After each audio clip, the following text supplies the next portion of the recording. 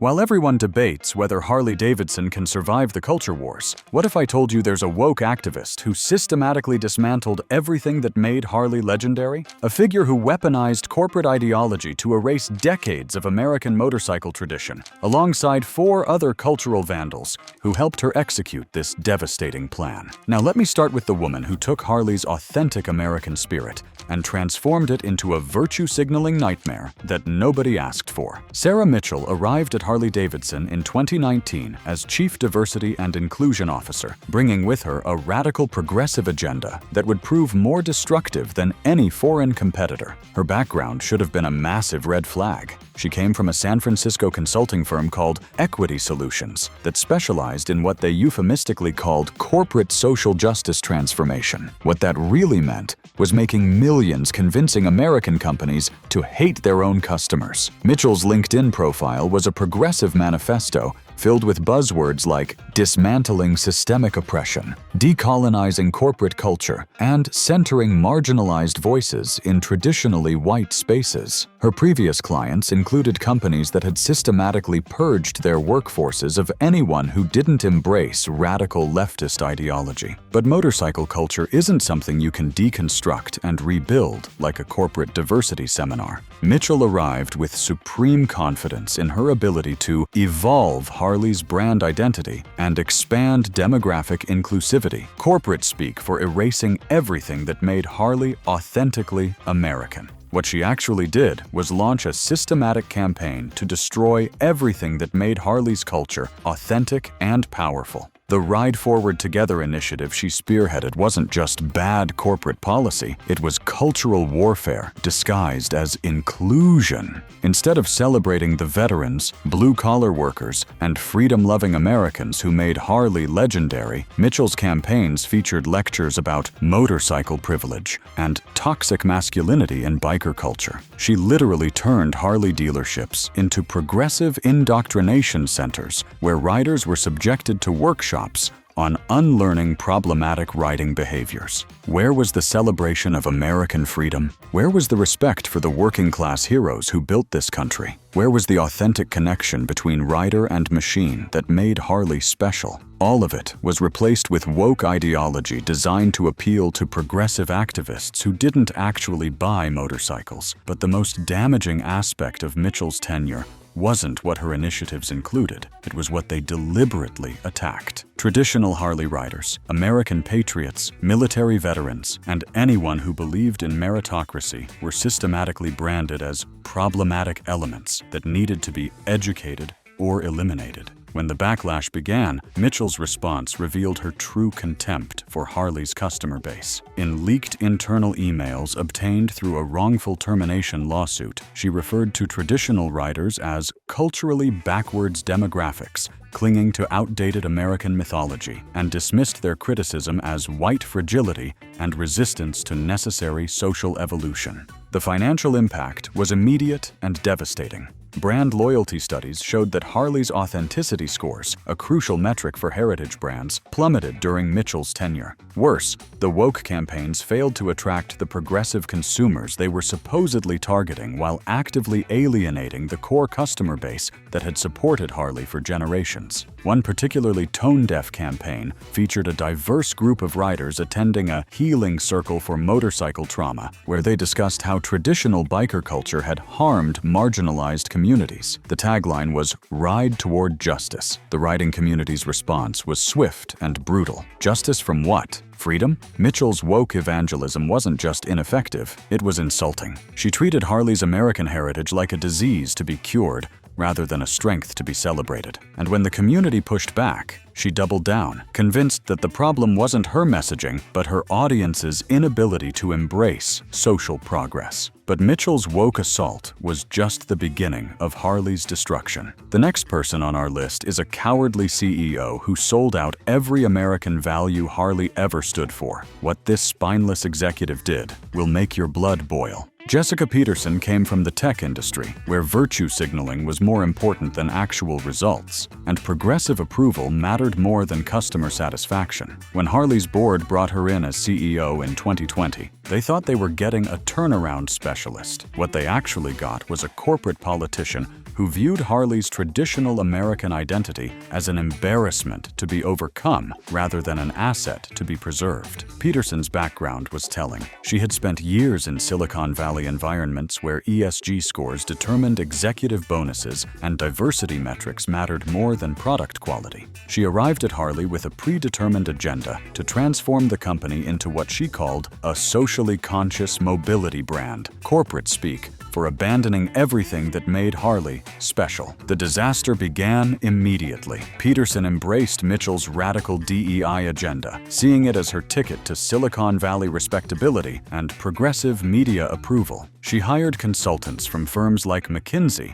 that specialized in cultural transformation, but had zero understanding of American motorcycle culture. Her public statements revealed the depth of her betrayal. In investor calls, Peterson spoke about evolving beyond traditional American symbolism and embracing global progressive values. But what she was really saying was that Harley's existing customers, the veterans, blue-collar workers, and patriotic Americans, were obstacles to her vision of corporate social justice. Under Peterson's leadership, Harley began prioritizing diversity quotas over engineering excellence, sustainability theater over customer satisfaction, and progressive messaging over authentic American values. She turned board meetings into social justice seminars, while competitors like Indian were eating Harley's lunch with better bikes and prouder American messaging. The most insulting moment came during a 2021 shareholder meeting where Peterson actually apologized for Harley's historically exclusionary culture and promised to center marginalized voices in our brand evolution. She was standing in front of investors and customers, apologizing for the very culture that had made Harley successful. Internal documents later revealed the extent of Peterson's betrayal. Between 2020 and 2023, Harley spent over $200 million on diversity initiatives and progressive marketing while cutting R&D budgets for traditional motorcycles by 25%. Classic models that had been customer favorites for decades received minimal investment, while woke campaigns got unlimited funding. The final insult? Peterson's compensation package included performance bonuses tied to social impact metrics and diversity achievements, rather than sales growth or customer satisfaction. She was literally being paid to betray the riders who made Harley legendary. But surprisingly, Peterson had more business experience than the next person on our list. An individual who had no connection to motorcycle culture whatsoever, but was still granted enormous power within the company. Diana Chen's resume should have been a red flag from day one. 20 years at progressive advertising agencies in Portland and San Francisco, where she specialized in decolonizing brand narratives and centering social justice in consumer messaging. The woman who was hired to run Harley's marketing operations had spent her entire career convincing American companies to be ashamed of America. Chen arrived at Harley in 2020 with a mission to completely rebrand away from problematic nationalist imagery and attract what she called socially conscious consumers. But Harley wasn't some generic consumer brand. It was a symbol of American freedom, individual liberty, and working-class pride. It wasn't about focus groups and progressive approval. It was about the open road, personal responsibility, and the satisfaction of American engineering. The transformation she orchestrated was cultural vandalism. Chen systematically dismantled the marketing approach that had made Harley legendary for decades. These weren't just advertising campaigns. They were celebrations of American values, where riders connected with something larger than themselves. Under Chen's direction, marketing campaigns were redesigned to look like progressive activism. The American flags were removed and replaced with rainbow imagery.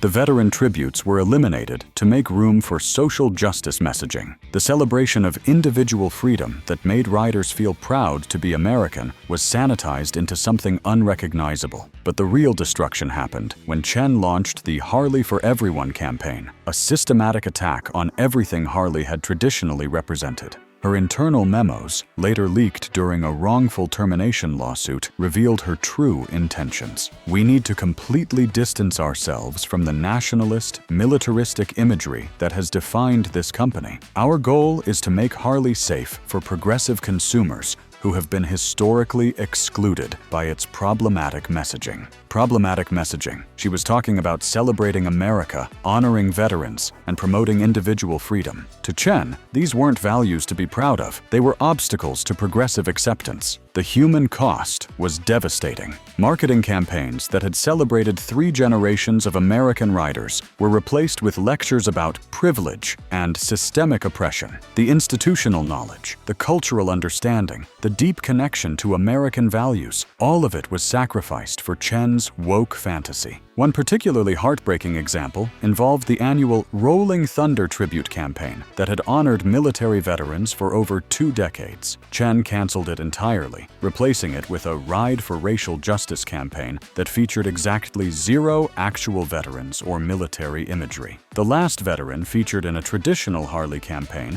said to a motorcycle magazine, "I don't recognize the company I served alongside for 30 years. Chen's progressive approach missed the fundamental truth about Harley ownership.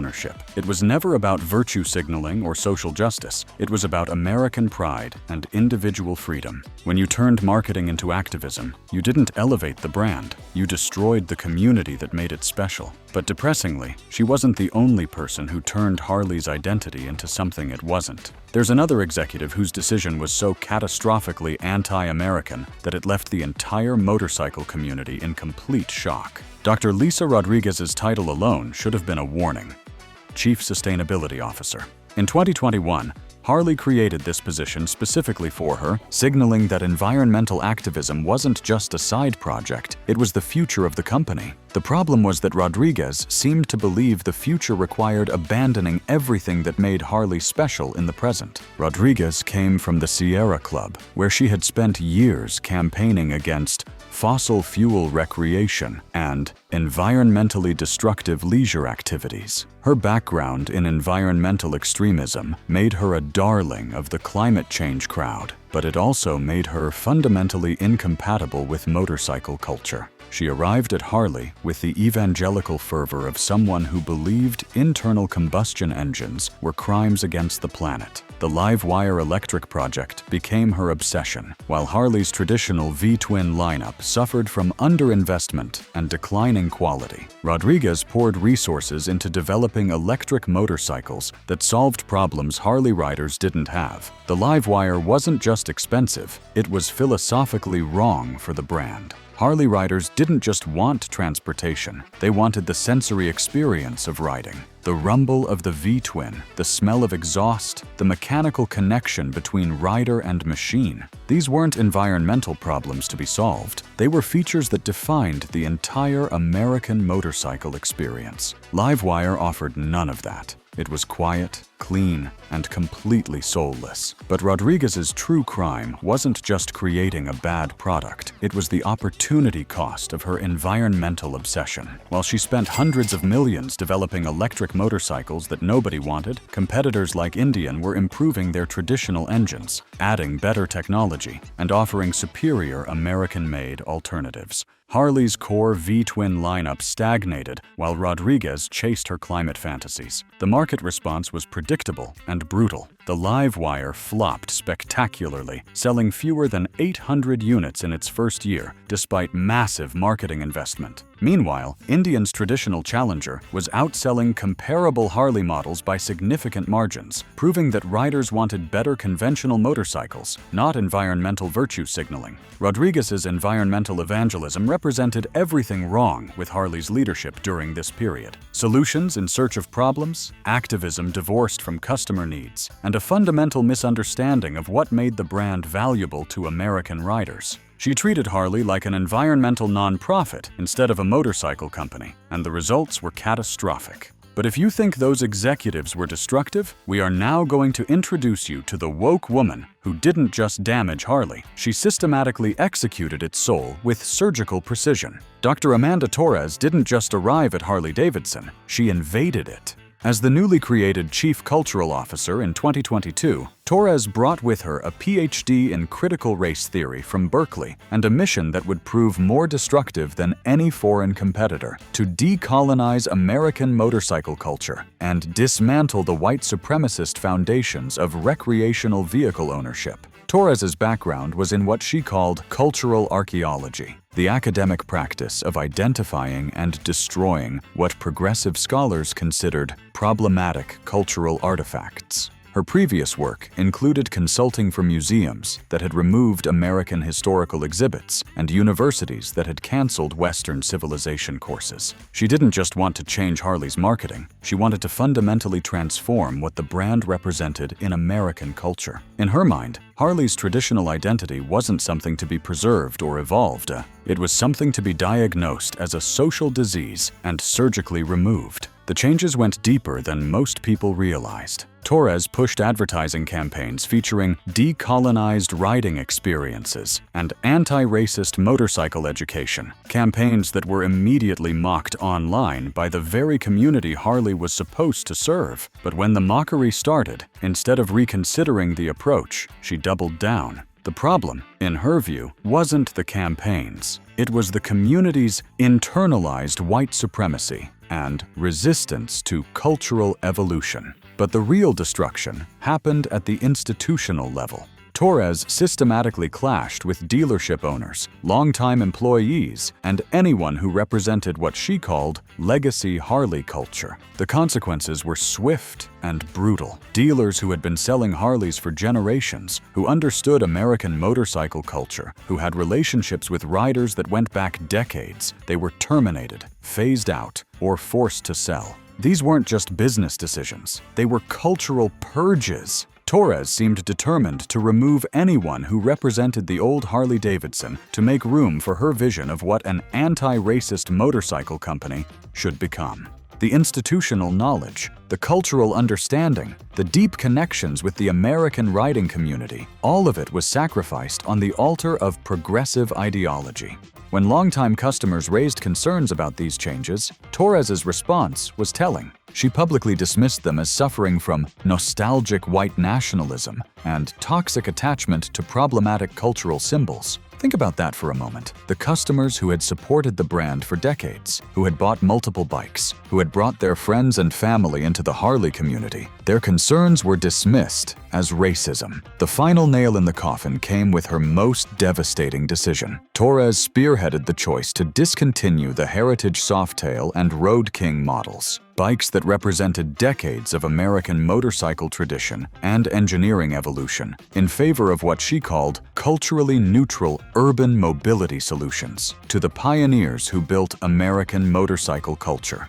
The Road King wasn't just a touring bike. It was a symbol of American freedom, the open highway, and the individual liberty that made this country great. The culturally neutral urban mobility solutions that replaced them were everything the heritage models weren't: focus grouped, committee designed, and completely soulless. They looked like motorcycles, but they felt like appliances. They had all the emotional resonance of a washing machine and about as much connection to American motorcycle heritage. She was systematically erasing every connection between Harley-Davidson and American culture. The human cost was devastating beyond measure.